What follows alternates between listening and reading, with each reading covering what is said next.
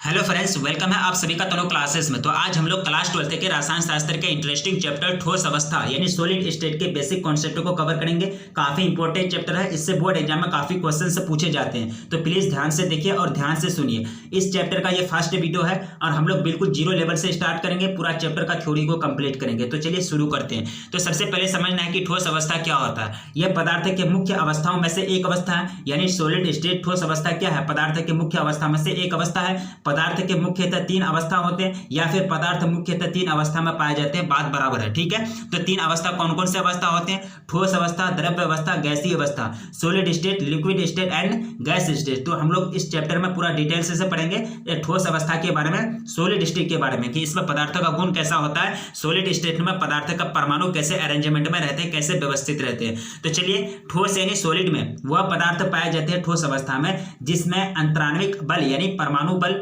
अंतराण्विक आकर्षण बल कहते हैं इसको, या फिर अंतराण्विक बल भी कहते हैं, जिसको अंग्रेजी में इंटरमोलिकुलर फोर्सेस भी कहते हैं। परमाणु के मध्य अधिक होता है, यानी ठोस में क्या होता है कि अंतराण्विक बल जो होता है परमाणु के बीच या फिर अणु के बीच या फिर आयन के बीच, वो सबसे ज्यादा होता है द्रव्य और गैस के कंपेरिजन में, ठीक है। जिसके कारण ये क्या होते हैं? ठोस होते हैं, जिसके कारण ये इसके जो परमाणु होते हैं काफी सटे हुए रहते हैं, इसके बीच में कोई दूरी नहीं रहता। ये एक तरह से रिजिड फॉर्म यानी कठोर फॉर्म का निर्माण करते हैं और ये ठोस अवस्था में चले जाते हैं। अगर यही ठोस अवस्था की अगर परमाणु के बीच की अगर दूरी अगर कम होगी, जिसके कारण उसका अगर एक तरह से आयतन बढ़ जाएगा, उसका एक तरह से आकार जो होगा फिक्स नहीं होगा, तो फिर वह किस में चला जाएगा? गैस या फिर द्रव्य में चला जाएगा। लेकिन कोई भी पदार्थ ठोस अवस्था में क्यों पाया जाता है? क्योंकि उसके अंतराण्विक बल जो होता है परमाणु के बीच वो सबसे अधिक होता है। तो हम लोग को पढ़ना है, आगे पढ़ना है ठोस अवस्था के गुणधर्म या फिर ठोस पदार्थ के गुण के बारे में, ठीक है। ठोस अवस्था का गुणधर्म बोलिए या फिर ठोस पदार्थ का गुण बोलिए, बात बराबर है। तो इसके क्या क्या गुणधर्म होते हैं, ये जब भी क्वेश्चन में पूछे जाते हैं कि अगर एग्जाम में पूछे जाएंगे ठोस अवस्था के गुणधर्म के बारे में लिखें या फिर ठोस पदार्थ के गुण के बारे में लिखें, तो आप लोगों को 5 नंबर का पूछे जाएंगे। जब 5 नंबर का पूछे जाएंगे एक तरह से तो ज्यादा नंबर में आंसर, ज्यादा शब्द में आंसर देना है, पूरा डिटेल्स से आप लोगों को एक तरह से आंसर देना है। तो चलिए देखते हैं कि ठोस अवस्था के गुणधर्म क्या क्या होते हैं, यानी ठोस पदार्थ के क्या क्या गुण होते हैं। इसका गलनांक यानी मेल्टिंग पॉइंट उच्च होता है। कहने का मतलब ये हुआ कि मेल्टिंग पॉइंट यानी गलनांक जो होता है इसका हाई होता है। अगर किसी ठोस पदार्थों को मेल्ट करने का कोशिश कीजिएगा, गलाने का कोशिश कीजिएगा, पिघलाने का कोशिश कीजिएगा, तो आपको ज्यादा टेम्परेचर देना पड़ेगा, ज्यादा तापमान देना पड़ेगा। तो इसी को कहते हैं हाई गलनांक यानी हाई मेल्टिंग पॉइंट। तो ठोस का क्या होता है, इसका गलनांक क्या होता है, मेल्टिंग पॉइंट क्या होता है? उच्च होता है, क्योंकि एक तरह से यह कम ताप में पिघलने वाला चीज नहीं है ठोस, जिसके कारण इसको ज्यादा ताप देना पड़ता है और इसके गलनांक क्या होते हैं? उच्च होते हैं। ठोस कठोर होते हैं, क्यों कठोर होते हैं? इसके अंतराण्विक बल जो होता है इसका ज्यादा होता है, यानी परमाणु के बीच कम अंतराण्विक बल के कारण इसके परमाणु के बीच कम जगह होते हैं, कम फासला होते हैं, जिसके कारण ये क्या होते हैं? कठोर होते हैं, ठीक है। अंतराण्विक बल ज्यादा होता है, इंटरमोलिकुलर फोर्सेस क्या होता है? ज्यादा होता है ठोस में। ठोस का घनत्व यानी ठोस का घनत्व जो होता है द्रव तथा गैस की तुलना में अधिक होता है। अगर ठोस का जो घनत्व होता है यानी सॉलिड का जो एक तरह से डेंसिटी होता है वो किसके कंपेरिजन में? द्रव और गैस के कंपेरिजन में सबसे क्या होता है? अधिक होता है। ठोस के कण अपने स्थान पर निश्चित रहता है, यह केवल अपने माध्य स्थिति के सापेक्ष दोलन करता है। कहने का मतलब ये हुआ कि ठोस के जो भी कण हो, परमाणु हो, आयन हो या फिर अणु हो, वह कण जो होते हैं अपने फिक्स में यानी सेंटर पॉइंट में एक तरह से फिक्स रहते हैं, लेकिन ये अपने आगे पीछे ऐसे दोलन करते हुए रहते हैं। लेकिन इसका जो कड़ी है बीच पॉइंट में लगा हुआ रहता है, ये अपना पॉइंट से नहीं छूटता, लेकिन इसके आगे पीछे ऐसे करके दोलन करते हुए रहता है। इसके ठोस के कण, कौन सा कण? ठोस का कण। बाकी द्रव्य के कण और लिक्विड के कण यानी गैस के कण में ऐसा नहीं होता है। बिल्कुल इससे एक तरह से कह सकते हैं कि ठोस का जो कण होता है अपने जगह के चारों ओर अपना एक तरह से सेंटर के चारों ओर वाइब्रेट करता है यानी कंपन करता है। इसके आयतन एवं आकार निश्चित होते हैं, यानी ठोस के जो आयतन एवं आकार जो होते हैं निश्चित होते हैं। वॉल्यूम एंड शेप जो होता है फिक्स्ड होता है। क्यों आयतन फिक्स होते हैं? क्योंकि इसके बीच में जो एक तरह से परमाणु यानी अंतराण्विक बल जो होता है वो सबसे ज्यादा होता है, जिसके कारण इसके परमाणु, अणु या फिर आयन जो होते हैं एक दूसरे से काफी सटे हुए रहते हैं। इसके बीच में कोई फासला नहीं होता, कोई दूरी नहीं होता, जिसके कारण इसका आयतन क्या होता है? फिक्स होता है। आकार भी क्या होता है? फिक्स होता है। किसका? ठोस का। ठोस पदार्थ की स्पष्ट सीमा होती है। कहने का मतलब ये हुआ कि ठोस पदार्थ की स्पष्ट सीमा यानी अगर लंबाई किसी ठोस पदार्थ की अगर लंबाई 10 सेंटीमीटर है अगर तथा चौड़ाई 6 सेंटीमीटर है, तो कहने का मतलब ये हुआ कि इस की जो लंबाई है 10 सेंटीमीटर ये एक स्पष्ट सीमा है और चौड़ाई जो 6 सेंटीमीटर है इसलिए भी एक स्पष्ट सीमा है। और ये एक निश्चित समय के बाद भी वही ऐसा ही रहेगा, ये नहीं कि इसके बीच में एक तरह से चेंजिंग आ जाएगा, लंबाई हो जाएगा 9 सेंटीमीटर का या फिर चौड़ाई हो जाएगा 5 सेंटीमीटर का, ऐसा कुछ नहीं होता। लेकिन स्पष्ट यानी सुस्पष्ट आप देख सकते हैं कि किसी भी ठोस का लंबाई या फिर चौड़ाई क्या होता है। वही बात आपको कहा जा रहा है कि ठोस पदार्थ की स्पष्ट सीमा होती है, बॉर्डर होती है। तो हम लोग पढ़े क्या किसके बारे में, ठोस पदार्थ के गुण के बारे में या फिर ठोस अवस्था के गुण धर्म के बारे में। ठीक है, जब हम आगे पढ़ते हैं, ठोस के प्रकार काफी इंपॉर्टेंट है। ठोस के प्रकार के बारे में बहुत बार पूछा गया क्वेश्चन है, यानी ठोस के प्रकार को लिखें या फिर टाइप्स ऑफ सॉलिड को लिखें। तो ठोस के जो मुख्यतः दो प्रकार होते हैं, क्रिस्टलीय सॉलिड जिसको क्रिस्टलाइन सॉलिड कहते हैं और क्रिस्टलीय सॉलिड जिसको नॉन क्रिस्टलाइन सॉलिड कहते हैं। तो चलिए देखते हैं क्रिस्टलीय सॉलिड क्या होता है। क्रिस्टलाइन सॉलिड वैसा ठोस जिसके अवयवी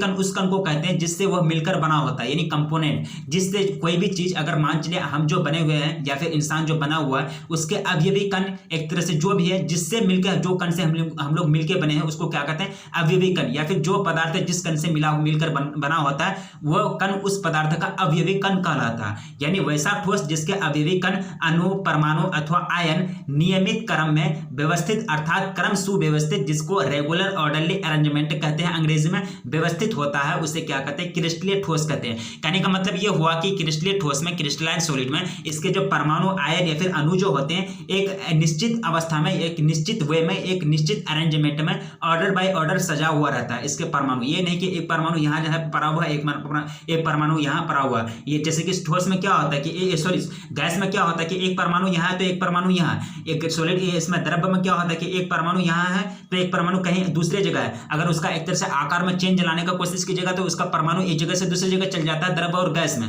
लेकिन सॉलिड में ऐसा नहीं होता, क्योंकि इसके जो परमाणु होते हैं एक रेगुलर ऑर्डरली अरेंजमेंट में एक तरह से व्यवस्थित रहते हैं, सुव्यवस्थित रहते हैं। ठीक है, इसका एक तरह से बेस्ट एग्जांपल होता है NaCl का ठोस जो होता है क्रिस्टलीय ठोस का उदाहरण है, क्रिस्टलाइन सॉलिड का उदाहरण है, क्योंकि इसके परमाणु जो होते हैं रेगुलर ऑर्डरली अरेंजमेंट के जैसा सजा हुआ रहता है। तो चलिए क्रिस्टलीय ठोस के गुणधर्म के बारे में पढ़ना। क्रिस्टलीय ठोस के क्या क्या गुण होते हैं, क्या क्या प्रॉपर्टीज होते हैं। क्रिस्टलीय ठोस के गुण यानी प्रॉपर्टीज ऑफ क्रिस्टलाइन सॉलिड, गलनांक यानी मेल्टिंग पॉइंट निश्चित होता है। कहने का मतलब ये हुआ कि जो क्रिस्टलीय ठोस जो होते हैं, कोई भी सॉलिड जो होते हैं, इसका एक तरह से मेल्टिंग पॉइंट एक निश्चित पॉइंट होता है। कहने का मतलब ये हुआ अगर कोई ठोस अगर 100 डिग्री सेल्सियस पर अगर पिघलता है यानी मेल्ट होता है, गलता है, तो उसको आपको एक तरह से 100 डिग्री सेल्सियस ही एक तरह से तापमान देना पड़ेगा, हीट देना पड़ेगा, उससे ज्यादा या फिर उससे कम नहीं देना पड़ेगा। ठीक है, क्योंकि ये फिक्स होता है, निश्चित होता है। यानी गलनांक यानी मेल्टिंग पॉइंट क्या होता है, निश्चित होता है, फिक्स होता है क्रिस्टलीय ठोस का।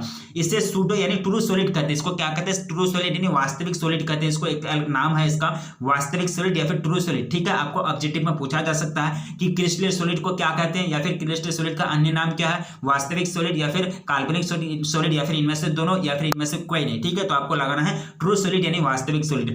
इसके अवयवी कणों की व्यवस्था में क्रम दीर्घ पराश्रयी व्यवस्था है। ठीक है, ये जो होते हैं विषम दैशिक होते हैं। विषम दैशिक का मतलब ये हुआ कि इसके भौतिक गुण, जैसे कि भौतिक गुण, विद्युतीय प्रतिरोध या फिर अपवर्तनांक, ये सब क्या भौतिक गुण है, को एक ही क्रिस्टल में मापने पर अलग अलग मान प्रदर्शित करता है। ठीक है, ये विषम दैशिक क्यों होते हैं, अगर एक ही सॉलिड लीजिएगा, एक ही क्रिस्टल लीजिएगा, तो इसका तरह से अगर माप कीजिएगा इसके भौतिक गुण का, जैसे कि भौतिक गुण कौन कौन सा हो गया, विद्युतीय प्रतिरोध हो गया, अपवर्तनांक हो गया, ये सब क्या भौतिक गुण हो गया। अगर एक ही क्रिस्टल में अलग अलग मान प्रदर्शित करता है, कहने का मतलब ये हुआ ये क्या है, होते हैं विषम दैशिक होते हैं। तो ये क्या है, एक तरह से क्रिस्टलीय सॉलिड के गुण है। अब आगे हमको पढ़ना है अक्रिस्टलीय सॉलिड के बारे में। सबसे पहला एक तरह से बेस्ट एग्जांपल है, एक तरह से क्रिस्टलीय सॉलिड के जो मुख्य उदाहरण है, हीरा हो गया, KCl हो गया, सुक्रोज यानी शुगर हो गया, ग्रेफाइट हो गया, ग्रेफाइट क्वार्टज, ये सब क्या है, मतलब क्रिस्टलीय सॉलिड के मेन एग्जांपल है, मेन उदाहरण है। इसको आप लोग को याद रखना है, क्रिस्टलीय सॉलिड के गुण क्या होते हैं, उसके उदाहरण क्या होते हैं। अब आगे हमको पढ़ना है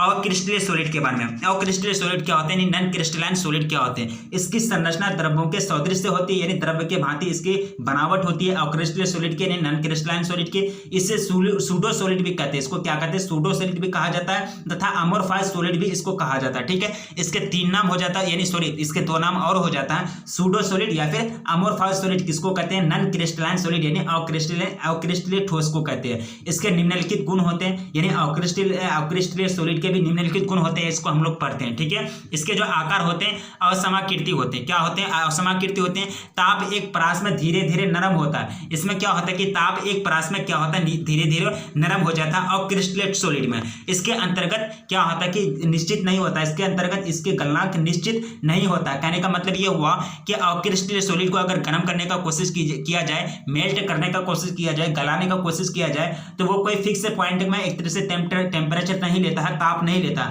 वो कम ताप देंगे या फिर ज्यादा ताप देंगे तो कभी कम ताप में ज्यादा पिघल जाएगा या फिर कभी ज्यादा ताप में उसको पिघलाना पड़ेगा। यानी उसके गलनांक जो होते हैं क्या होते हैं, निश्चित नहीं होते, फिक्स नहीं होते हैं।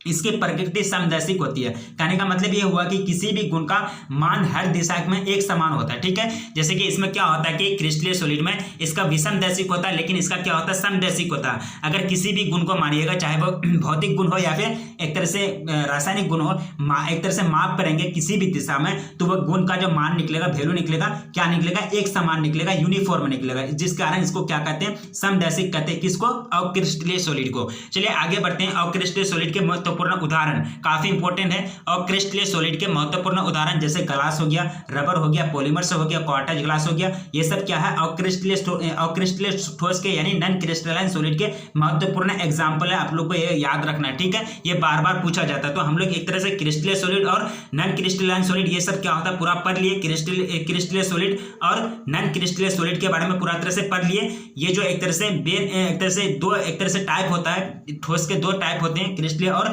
अक्रिस्टलीय सॉलिड के बारे में पूरा तरह से पढ़ लिया। आगे जो हम लोग पढ़ेंगे क्रिस्टलाइन सॉलिड के बारे में पढ़ेंगे। यानी क्रिस्टलीय सॉलिड के और भी प्रकार होते हैं, 5 प्रकार होते हैं। इसके बारे में हम लोग को सेकंड वीडियो में पढ़ना है। और ये वीडियो में जो एक तरह से जो बेसिक कॉन्सेप्ट होता था, ठोस का क्या बेसिक कॉन्सेप्ट है, ठोस क्या है, या फिर एक तरह से ठोस के कितने प्रकार होते हैं, मुख्यतः 2 प्रकार होते हैं, ये हम लोग कवर किए। काफी इंपॉर्टेंट है, प्लीज नोट बनाने की कोशिश कीजिएगा। अगर आप लोग का नोट बना हुआ नहीं है, अगर नोट नहीं बना हुआ है तो प्लीज नोट बनाने का कोशिश कीजिएगा। अगर नोट बना लिए हैं तो प्लीज एक तरह से रिवाइज हो जाएगा, आप लोग रिवाइज करने की कोशिश कीजिए। ठीक है, तो ये सॉलिड स्टेट था, ये केमिस्ट्री का सॉलिड स्टेट था, यानी फर्स्ट स्टेट एक तरह से जिसको कहते हैं, यानी ठोस अवस्था। काफी इंटरेस्टिंग चैप्टर है। प्लीज अगर चैनल पर पहली बार आए तो प्लीज चैनल को सब्सक्राइब कर लीजिए, क्योंकि इस चैनल पर आपको तैयारी कराई जाती है। अगर वीडियो अच्छा लगा तो प्लीज वीडियो को लाइक कर दीजिए और प्लीज कमेंट जरूर कीजिएगा। अगर आप लोगों को प्लीज समझ में आता है या नहीं आता, प्लीज कमेंट जरूर कीजिएगा। कमेंट में ये बताइएगा कि हमको समझ में आता है या नहीं आता। ठीक है, अगर आता है तो बताइए, अगर नहीं आता तो भी बताइए। तो रखिए अपना ख्याल, मिलेंगे फिर नेक्स्ट वीडियो में, तब तक के लिए जय हिंद।